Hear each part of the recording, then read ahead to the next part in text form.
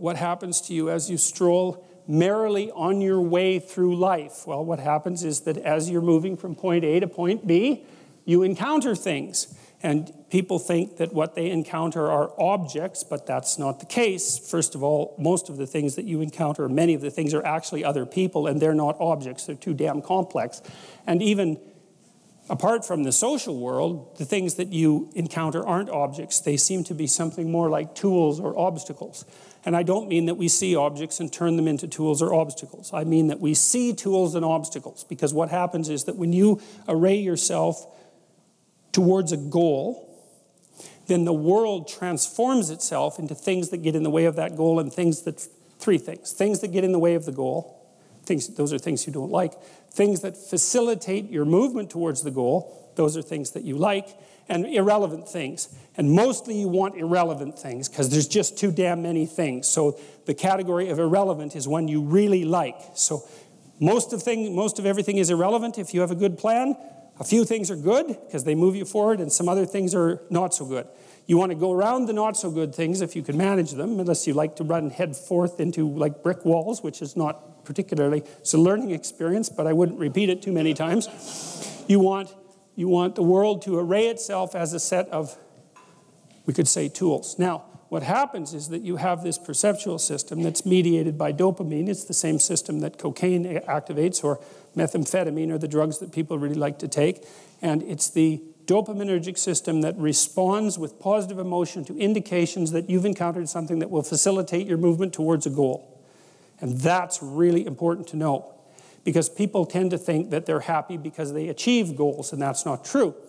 What's true, because as soon as you achieve a goal, then you have a problem, which is what's the next goal. And that's actually a big problem. You encounter that as soon as you graduate from university, for example. That's right. I made this joke before. Graduation day, you're like king of the university hierarchy, undergraduate hierarchy. Day after, you're unemployed potential Starbucks employee, right? So it's like, so obviously the accomplishment per se as a source of reward is problematic, because when you accomplish, you run the frame to its end, and then you have the problem of needing a new frame.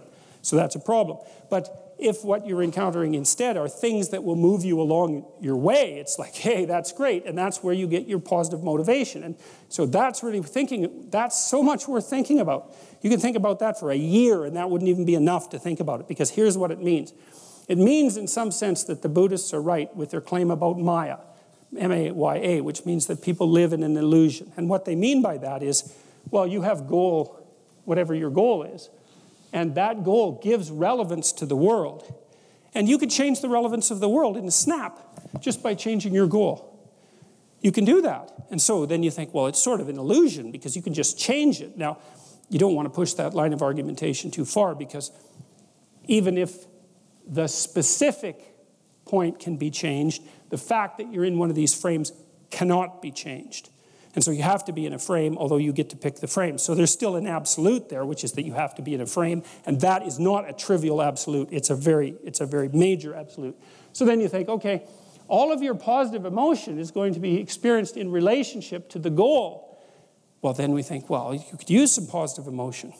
It's a good thing. Positive emotion inhibits anxiety and disappointment and frustration and pain. It does all that. Technically, it does that. That's why a football player with a broken thumb who wants to score a touchdown can go out there and, play the football game, even though it's a kind of an arbitrary goal, right? It's like, really, you're going to go out there and like risk your hand to fire a pigskin through some poles? It's like, well, you can say the same sort of cynical thing about most of the things that people do, but you can't say the cynical thing about the fact that they have to do things.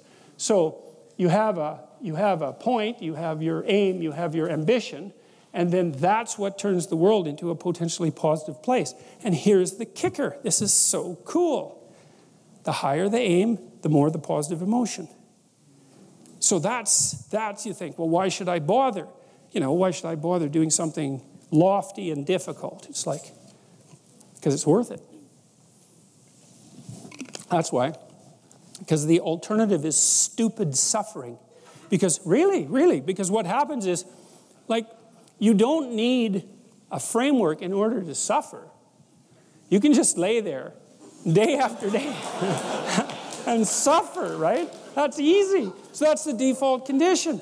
If you don't have a lofty ambition, then you suffer miserably. And the reason for that is life is really complex, short, finite, full of suffering, and beyond you.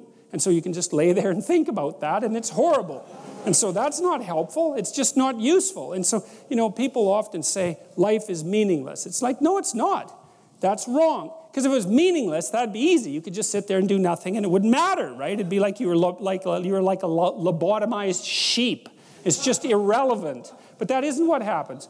When people say that life has no meaning, that isn't what they mean. What they mean is, I'm suffering stupidly and intensely, and I don't know what to do about it. Well, the suffering is meaningful. It's just not the kind of meaning you want. So how do you get out of that? You note the baseline of suffering, which is very, very, very, very high. And then you say to yourself, okay, I need to do something that justifies that. And that's not so easy, because the baseline for suffering is high. If you're going to make something of yourself, let's say, so that it's worthwhile to exist in the world, then you have to aim at something that's so well structured that you can say, yeah, earthquakes, cancer, death of my family, dissolution of my goals, ultimate futility of life, and the heat death of the universe. Hey, it doesn't matter, it's worth it.